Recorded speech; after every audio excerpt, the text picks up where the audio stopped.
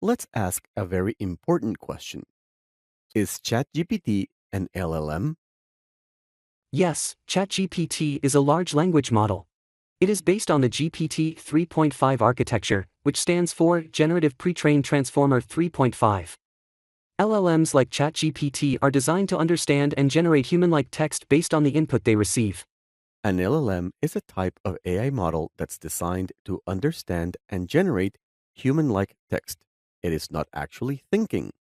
And I know what you are thinking. We already had Siri. Check this out. Hello Siri, what are you?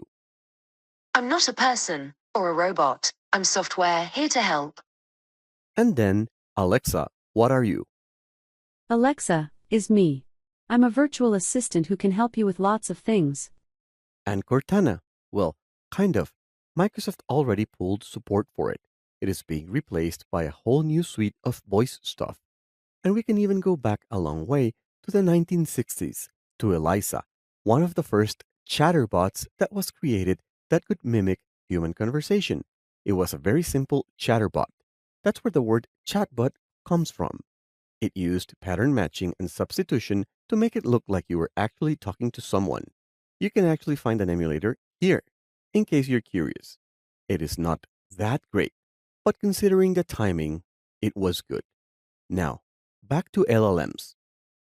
An LLM uses math and statistics to understand how words and sentences are related and which words come next. Does this sound familiar? I know I am stretching this analogy way too far, but it's like autocomplete on steroids, trained on large amounts of data and in a conversational way. Here, Google is guessing the next word or words of my query, but in any case, the analogy stands.